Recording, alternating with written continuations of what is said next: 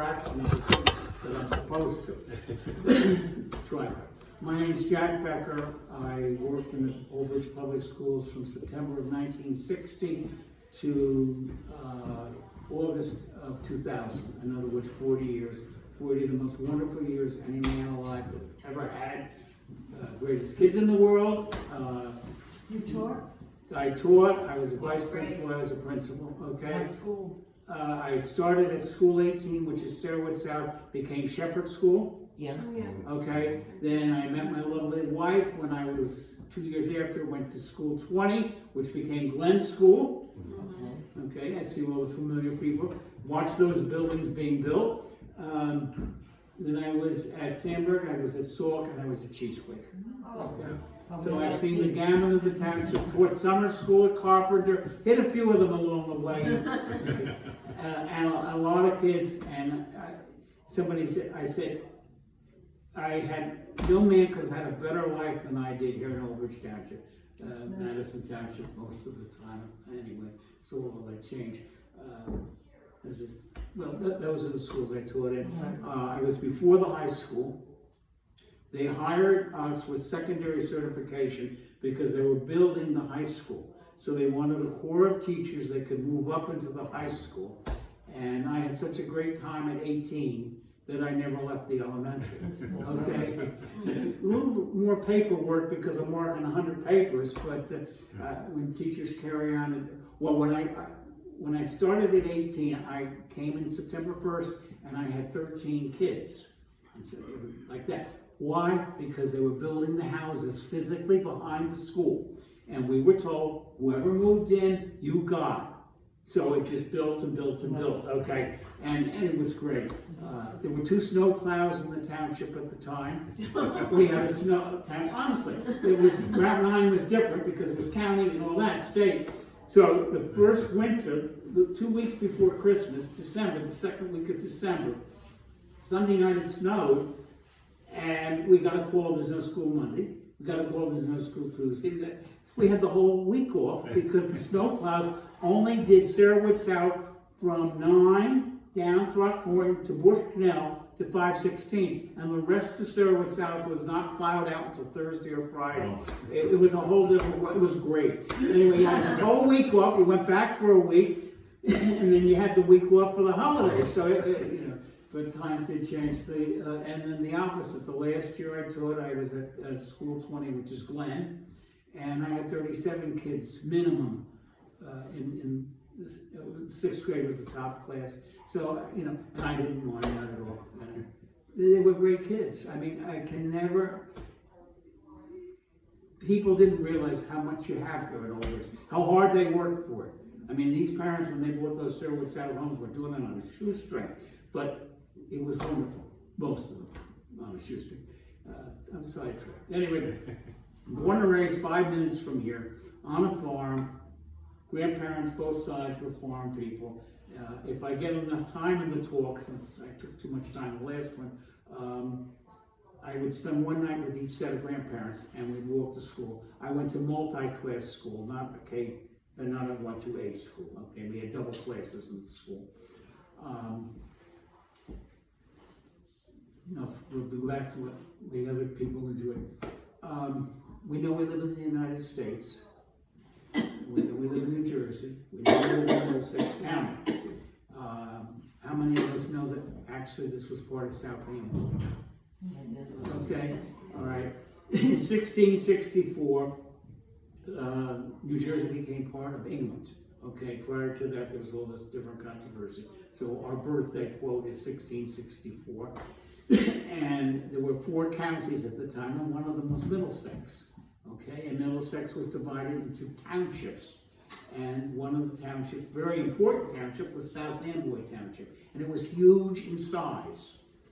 And it worked very effectively, we thought, until the Civil War was over and the men came back and they had seen the rest of the world, so to speak, meaning different states, and they no longer liked the way the tax structure was working. We were paying taxes here on our farmland, hard work, and it was going to improve South Amboy. And an issue came about street lights, which were gas lamps at the time, And there was a resentment because we had potholes in our roads and they wanted streetlights. So we had a big referendum and everybody came out and voted, as they did a few years later, so to speak, in 1974, came out and voted to separate. And we separated and became Madison Township. And people said, well, when they picked the name, why Madison Township? And it was very simple. Too many Washingtons all over the country. Adams is all over New England. And we were mid-Atlantic. We were not New England. We were not the South. Too many Adams up there. Too many Jeffersons in the South. And a gentleman by the name of James Madison, his picture's there, went to Princeton. And one of the people that he went to Princeton with was a man by the name of Philip Freneau, or Freneau, as we would say, who, if you can way back remember your junior high school English, you studied American literature, and Philip Freneau was the poet of the American Revolution. And it's 10 minutes from here. The monument's still there where he's buried. The house, they say, was not, okay? That burned down and was rebuilt. My grandfather on that side said so. Anyway, Philip Freneau was going to Princeton. He met this young man who was from Virginia, James Madison. They became close friends. And for a holiday, he brought James Madison to what was Middletown Point then, which is now Matawan, to meet his charming sister. And they thought they were in love, but guess what? They broke up. Madison ended up marrying Dolly, a whole different history. And the township still liked, because there was so many relationships, the name James Madison, and he was here, and he thought we were wonderful people. So that's how the township got its name, from James Madison. Anyway, we stayed Madison Township for quite some time. And then there was a controversial politically about changing the name, and it depends on where you lived in the township, how you saw it, and how you believed it.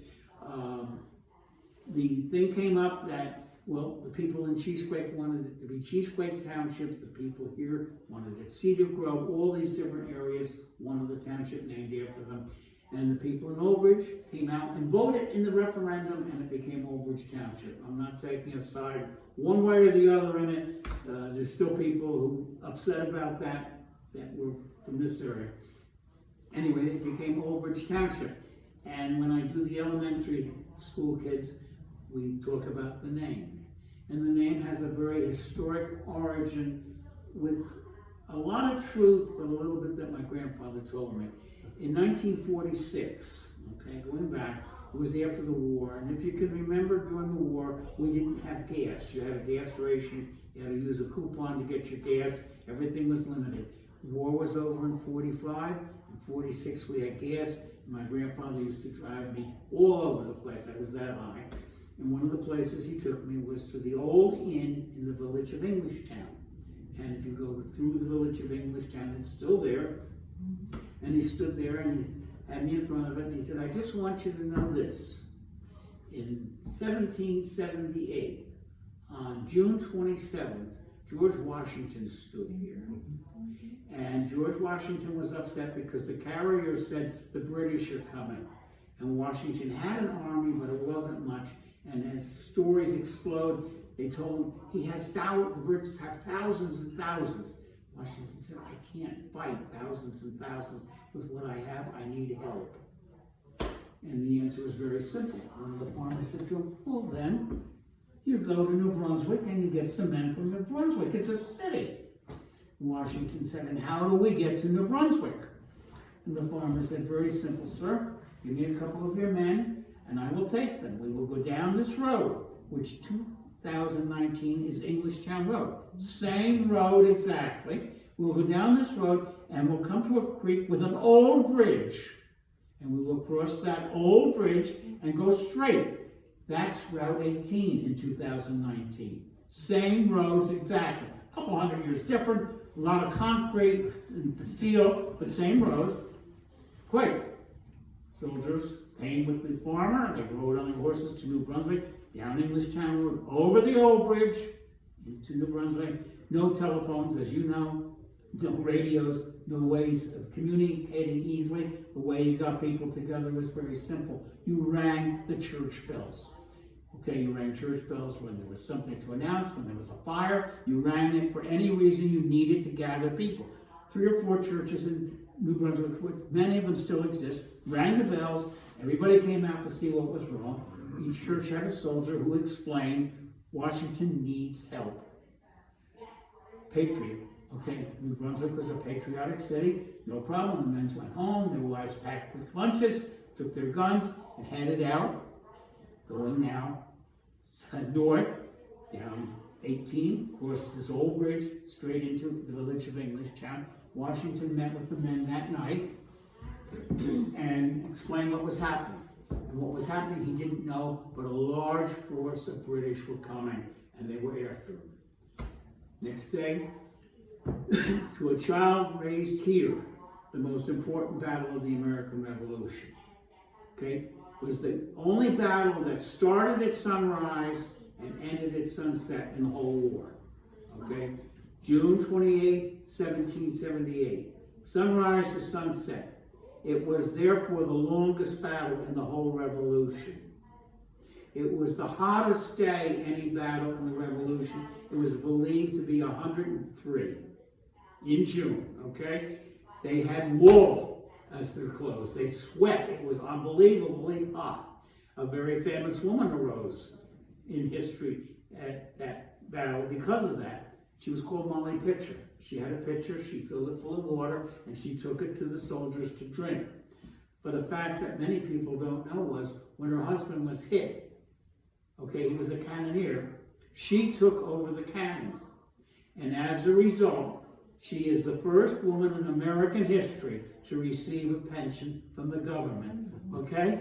Because Washington was there and he physically saw her take over that cannon. She became a soldier as a result of this. There were other women who were soldiers. There were women even dressed as men, pretending to be men and were soldiers. But Molly, because she was next to her husband, picked it up, and so she received the first government pension for any woman for fighting in battle. Monmouth County again, okay? Us. Because in many ways, well, we'll get to that. Did her husband survive that or no? Yes, her husband did survive it, absolutely. But he was wounded and couldn't continue to shoot, to fire. Longest battle, hottest day, and we people in this area always said, we won. Now that's the thing that's questioned in history, just as if the old bridge really existed. But the reality is the next morning, Washington and his men were ready to fight again, and the British had gone. They had retreated. Therefore, we won. It was also the last major battle in the north. We had Princeton, we had Trenton, and then we had Monmouth. So, for those things. Anyway, with the old bridge, one last thing. Gathered his men up. The British headed down what was called Dutch Lane Road and went to Sandy Hook to get into New York. Washington lined all the men up, all the rest, with their cannons. They went down Englishtown Road, over that old bridge, and into New Brunswick. Now, 99% of it's true, but whether it really was old bridge or not, I don't know how that. My grandfather honestly told me. Questions so far? Okay. The lifestyle that I grew up in was quite different from most of the people here. You come from Brooklyn, Bayonne, all these great places. Where are you from? I see you shaking your head. Jersey. What part, buddy? Hillside. Okay, North Jersey. Okay, you can understand a lot of this. I was raised between 2 farms. Okay, my father's family, my mother's family. My father worked on his family's farm, but I had the pleasure of growing up, being able to stay one night with each set of grandparents. It's one of the greatest advantages anybody could ever have. My grandchildren live in North Carolina and Massachusetts, and you know, I write letters, I call them on the phone, but it's not the same. Both families farmed very differently. Both families were from different ethnic backgrounds. I had the blessing of the blend of all of that. And I will switch back and forth as I talk between the 2 different grandparents. But the one set had a cow, and my grandfather would wake me up about 6:30 in the morning, and it was always, come on, boy! And we had 2 pails, And he would go down to the kitchen with me, and he would take this device, first thing in the morning. I hear it. What is it? A coffee maker. Yes. He would ground the coffee and make this. He put it in a big pot of water on the wood stove. Okay, choke it up, put a couple more logs in the wood stove, and we go out to the barn and milk the cow. And by the time we got back, Grandma had started the breakfast. And as I said, they were very different. It was a very high carbohydrate diet, close to what the Amish would eat today. Boiled potatoes on supper. The next morning they were fried, okay? Lots of grease.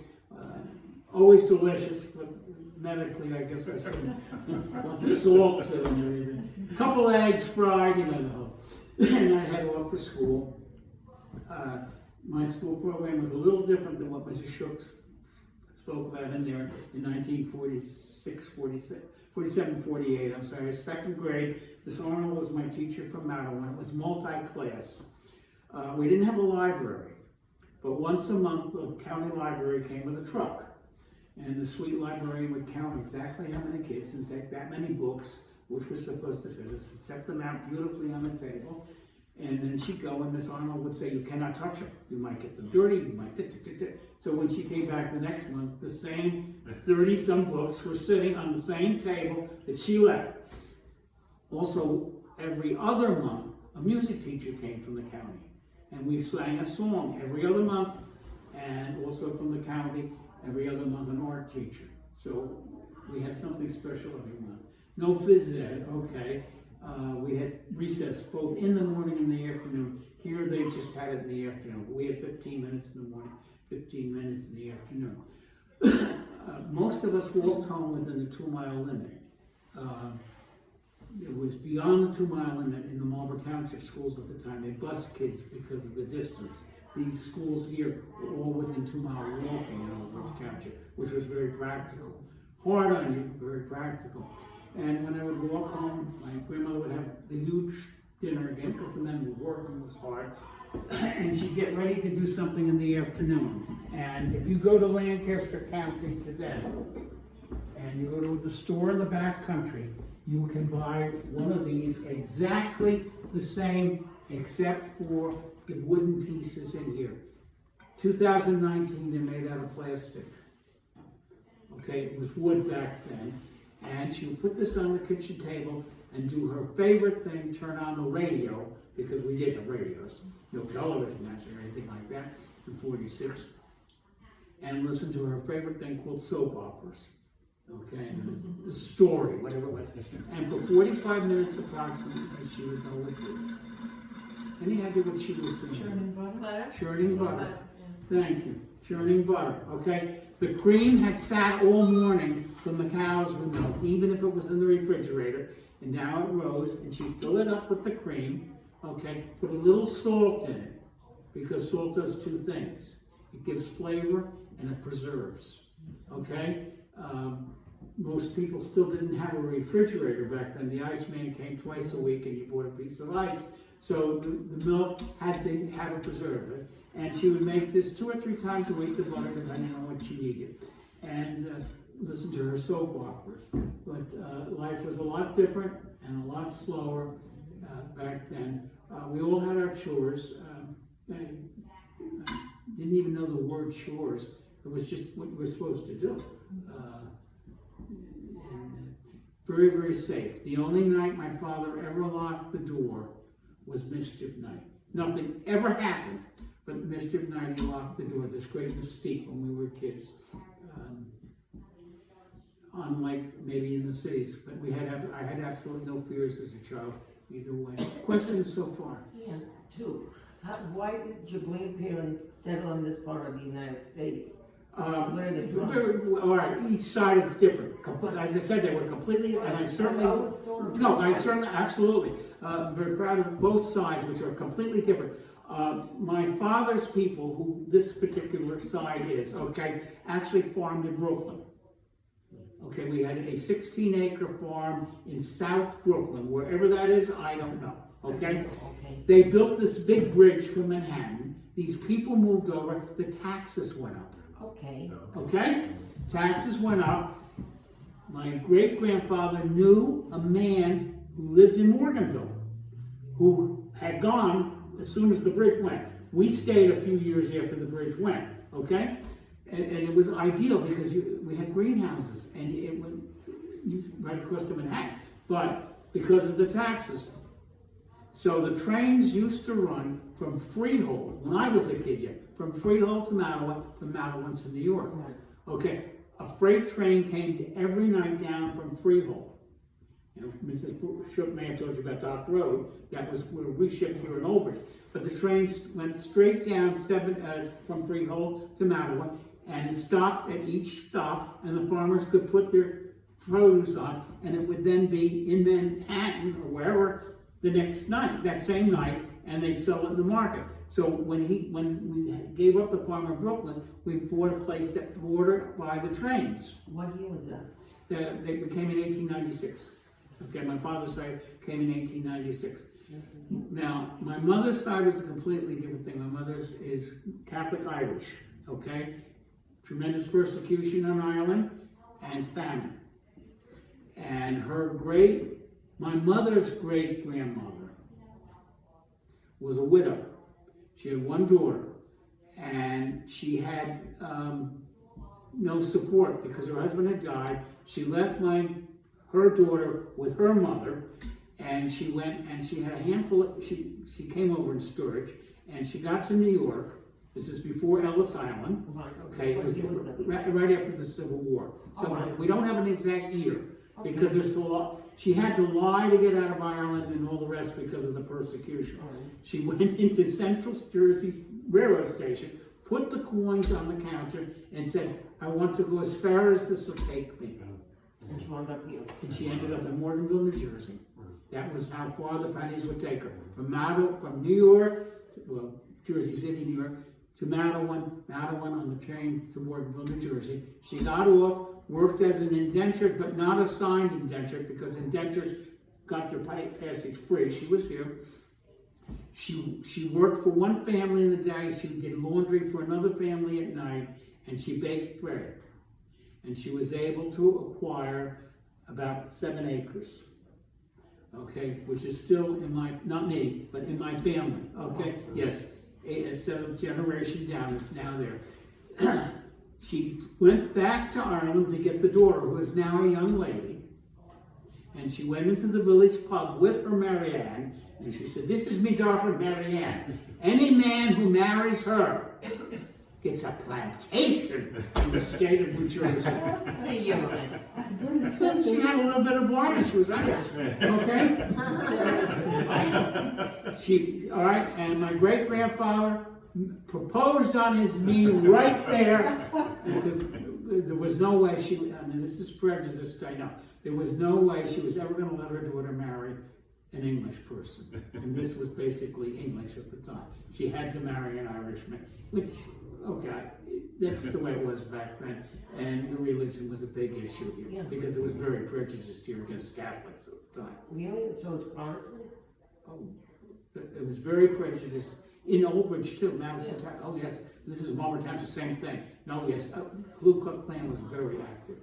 Wow. All right. Oh yes, no, absolutely. My grandfather as a kid remembered clearly the night that his grandmother took the 7 kids, hid them in the cornfield, because the Klan was going to come and burn a cross on the hill that was back of them. Absolutely. Absolutely. His mother stood at the door in the back with the gun. His father stood at the door in the front with the gun, and they could see the horses go through that cornfield that she had the 7 kids in. That was a fact. Okay, it's just the way it was. Now he had been warned. My great grandfather had been warned. Okay, it was, "Pat, just be very careful tonight, if you know what I mean." So they knew something was going to happen. No, anyway, so she got her daughter Marianne married to a good Irishman, and they came over. But that's how my mother's family got here. The pennies at Central Station, as far as it'll take me. And some of us are still here.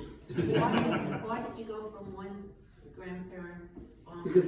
Because I lived in the middle. They just wanted to see you, or you had help on both farms? You know, I worked on my father's farm as a kid. I went on the payroll in 7th grade at 25 cents an hour.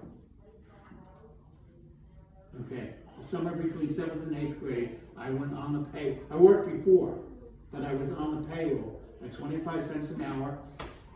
My mother put her foot down and said we only work 5 days a week, 8 hours. Okay, because this was for my father's family, and there's always those kind of conflicts. I got $10 pay at the end of the week. That was a lot of money. 25 cents an hour. My grandfather, all farm family, no, most farm families went to Madeline from here and from Warne to shop Friday nights. The stores were open Friday nights, and we went to. I got a check for $10, and he took me into the Madeline Bank, okay, and he introduced me to Mr. Stevenson, who was, quote, the president of the bank, and he said, Mr. Stevenson, this is my grandson, and we're going to cash his check. And we cashed it, and we opened a checking account and a savings account. And my name is John, okay, but my grandfather was John and my uncle was John. So it was opened in Jack B. Becker, okay, in 1950. No, 51, the summer of 51. And the bank long as closed and changed. No, and I still have to say, I'm 80-some years old. I tend to forget that, and I still have a problem because you saved no matter what it was. Are you acquainted or related to Becker Hardware in Cosnet? No. You want another side story? At the close of the First World War in 1919, Monmouth County published a phone book, and there were 3 Becker names in the phone book. The Red Bank Beckers, because that's where the hardware store was originally, were Jewish. The Freehold Beckers were Lutheran, and the Morganville Beckers were Catholic. So if you met a Becker and you didn't want to ask what religion, you said, "Where do you live?" And that's a fact. That's a fact. No, there's no relation at all, no hard feelings in any way, but that was a fact. And then after the war, people moved in from all over, so it became confusing. So where was the original farm, in Marlboro? I'm sorry? The 7 acres, is that in Marlboro? No, Morganville. Morganville, all right. My father's people had a lot more. We had over 100. Yeah. But they backed 7 acres. And it's sandy soil, but she called it a plantation. Yeah. I have a plantation in New Jersey, and whoever marries me, Mary Ann, gets it. What a disappointment it must have been. They want to be. No, but he was here. He was out of Ireland. Yeah. Okay. Any questions so far? I've rambled on. It's funny. Okay. The stuff in the case has nothing to do. Is that everything that was? Everything in this museum has been donated as far as artifacts, okay? The schoolhouse, 1885, okay, it closed in 1948, was well taken care of by the people in the area, okay? Housers. Yeah, the Hauser farm, sure. Right. I live next to them. Okay, well, Grandpa Hauser used to come and paint the schoolhouse, okay? It was kept up, and they used it. I can read, Mrs. Chamberlain, Mr. Chamberlain was a mayor in the 1950s here. She actually taught here. They would run square dances in the schoolhouse to take all the furniture out if it was closed, okay? It was a social area for the people in the area for years, but the Hauser family kept it up. When the Historic Society was founded, we used to meet in the schools. And then this became available. The township gave it to us, okay? That with the piece of land. All of this beautiful building here was through donations and people leaving us money in the wills, okay? We've been very fortunate this way. We have no salaried help. We are all 100% volunteer. Jeffrey there ran an unbelievable apple festival this year. The amount of work he put in it is unbelievable, and he doesn't say he did, but he did, okay? We made more than we used to make in 2 or 3 years. We made over $2,000 this year, okay? We run on that, but, and next year, please, come to the Apple Festival. When is it? He's going to do it there. It's the first Saturday in November. First And Saturday when do you hold it? in November in the Township Center. Civic Oh, Center. yeah. Okay, it was packed this year. All these vendors, we sell apple pie, The women make apple pies, apple cake, apple cookies, all kinds of things. Hauser Donuts, all the apples to us. So it's 100% profit that way. And, you know, it's a great time just to see people, and they sell food to eat there. A couple of tables, you can sit down and talk for a while. And it's strictly a fundraiser. Yes. No, community relations. Yeah. We make money, but it's community. No, yes, it's strictly fundraiser for us. They rent the tables, okay, and that kind of thing. The township gives it to us, naturally. We're part of the township. And as I said, this was built with money that people have left us. We had a nice one 3 years ago. Again, someone died and surprised us with a nice amount of money. An old family, again, the Staggers, which I could see, but Miss Stagger died. Her mother was a school nurse in the 1940-50 period. Okay, she was at school 20 when she retired in 1963 because she was my school nurse there. Okay, Mrs. Stagger, the mother of them. And who oversees the money that's collected and maintained? We have a full set of officers. Okay, and we meet. We have 2 meetings most months. An officers meeting every month, and then we meet March, April, May, and picnic June, July and August. It's built upon the farm calendar because the people who started this were farm people. So July and August were work months. Okay, so there's not a meeting in July and August. June is the picnic. September, October, November are the regular meetings for the public, and in December is our Christmas party, which we always have in somebody's house, and it's a great big house. So there's room. We can have 50 more people if you want to join. We love your membership. Okay, and it's a full meal, $15, but that's well worth it. Lavodi's. You know them. Oh, see, that's a good smile. Okay, you're selling it for me. And then we don't meet in January and February because weather conditions back years ago, that's what I tell you, 2 snowplows when I started working here. And then it's March, April, May, and June. Is that the Lavodi's that own the commercial markets? The Lodi food markets. Yeah. They cater it for us. No. No, it's not in their house. No, it's in their house right off Morganville Road, right down here. 3 minutes, not even 3 minutes away. 1 traffic lane. I have another question, nothing to do with this. On 34, there's 2 cemeteries that are really old and older. Yes, the Baptist cemetery and the Methodist cemetery. All right, was there churches at that? Yes, there were churches on both of them. They burned down So many years ago. So you know how, do you have any idea how those cemeteries are? They date back into the late 1800s. Who takes care of them? That becomes a big issue. They are taken care of by volunteer groups and that kind of thing.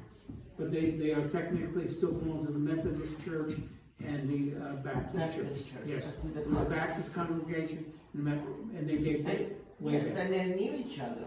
I'm sorry? They're near each Yes, they're near each other, but they're not related. Okay. Because back then it was very ethnical. Right. If you were a Baptist, you were a Baptist. If you were, you know, and well, there was some intermarriage, but not much. Okay. You don't pay taxes because. This is tax free. 401 or whatever I don't know those numbers. Yeah. No, there's no taxes on this at all. The township, the Board of Education gave it to us as long as we use it. I believe if we should ever end, then it reverts to the township library, but I'm not sure on that. That's in somebody else's paper. It'll be here as long as I'm alive, so I'm not going to worry about it. Are there Indians here? Yes, absolutely. Thank you. Another thing. The oldest road in Old Bridge Township, which dates back at least 400 years, is part of the path called the Minnesink Trail, which came from North Jersey to the shore, and we have the largest single piece of it left intact, used every single day. It's Ticetown Road from Route 9. Okay, Throckmorton Lane and Sherwood South, that's completely different. From Route 9, where you go on Ticetown Road, till it hits 79. Okay, that's and 2/3 of that is Old Bridge Township. Yeah. Is the exact Minnesink Trail that for 400 or more years the Indians traveled. Okay, it crosses 79, where the little restaurant is on the opposite side, and then there's a short piece that goes from 79 to 34, and that's it. We don't know where, before it was, we're not sure where this side of it was. But that is at least 400 years old that people traveled, the Indians. And the Indians went to the shore in the spring or fall, in the spring and summer to get the oysters and clams, okay, and that kind of thing. Also to make their salt, okay, which they bagged in their leather bags, and they salted the oysters and the clams because it was a preservative, just as the salt in the butter. Yeah, okay. So that's the oldest single piece of history that we have. Second is the old bridge in Old Bridge. And Throckmorton, and not Throckmorton, 516, somebody, we did a tour on Tuesday, Monday. I can't tell you how long 516 is, but it dates back to Revolution. Right. Because it was your way from Madeline, which is Middletown Point, to get to New Brunswick. Okay? So that goes back that far at least. Pre-Revolution. And just as 79 does pre-Revolution too. Because eventually it took you to 79, took you to Burlington, and then into Pennsylvania. Oh, It's interesting, being that road that you just described Ticetown. is so, between Matawan and Route 18, to get to New Brunswick, you would have thought that they would have planned ahead so that road could be widened. But it's so narrow that it never can be changed, because of the ordinances and everything else. And it's, you think. Anyway, it's amazing. Okay, we have a number of things in the display case. The township area, before it was Old Bridge, and probably going back to late 1600s, manufacturer had a native mineral, clay. And our clay, the display case there, demonstrates pottery made from clay from this township. Okay, I don't believe it, but we had a potter factory mill in the 1770s, okay? The British burned it down before the Revolution was over, okay? In the Cheesequake area. Cheesequake area is one of your oldest areas. The clay itself comes from the Lawrence Harbor area, this side of Lawrence Harbor, not Madeline, okay? Coming west from Lawrence Harbor, and the pottery is from various parts of the United States because the clay was dug, and prior to railroads was brought by wagon to the mills here and in the town of Madeline, which was Middletown Point at the time, okay? Madeline was not Madeline, it was Middletown Point because it was part of Middletown Township. Okay, the clay was used at potteries there, but it was also taken as far west as Ohio to mills to make clay. And okay, I guess we're just about finished. Now, I apologize. Some of the pottery in this case look like they're much more modern. Why are they in there? No, it's supposedly, it was all donated as antique. Okay. You're getting me, okay. You can't verify. I can't verify. This is, I think the one is 1799 or something. I'm not an authority on antiques, okay? Only myself. Anyway, good people, the museum is open every Saturday and Sunday, except holidays, so call beforehand. There's never a charge. We are all volunteers. Please come back. I'm sorry we've run out of time because I would love to start doing things. I've been in before. Questions? Thank you very much. You're welcome. I was with you and my son, we looked at everything. Oh, absolutely, yeah. Okay, excuse me, but we have a reservation at the Colonial Lane at 1:30. You better go. That's where we're heading towards.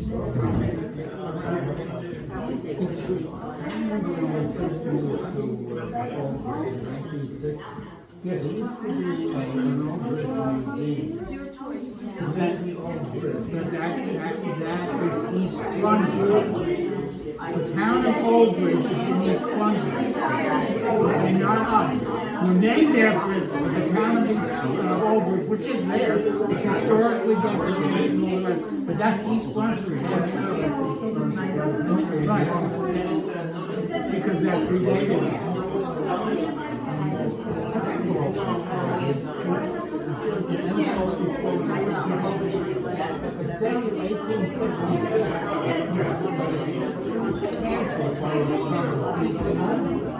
But that was there, that town of Old Bridge was there, but it's not us, right, okay? It's East Brunswick. They pay their taxes to East Brunswick, not to us. That's why we're over. I could take another way, Germany, that's right, Liz.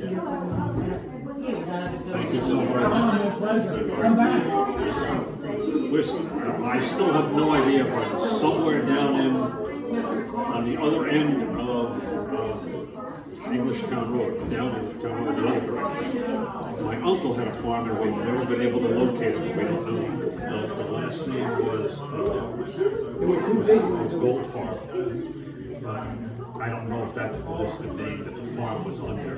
But The two big places down in that over. my mom can't remember. She's able left. Kaplan's Resort down there, and sermons, and they were summer camps for Jewish people. Orthodox background. Supposedly was a farm of some Well, they farm, these people farm, okay? The Shermans came from Brooklyn originally, and the first year they farmed alfalfa, he wanted to plant peas, and he bought pounds and pounds of peas on it. And they planted the peas, rose and flowers. Oh! And he was an industrious person, he kind of went from Brooklyn, sold on the street corner, and made as much as if they were real peas. But that's a fact. You taught it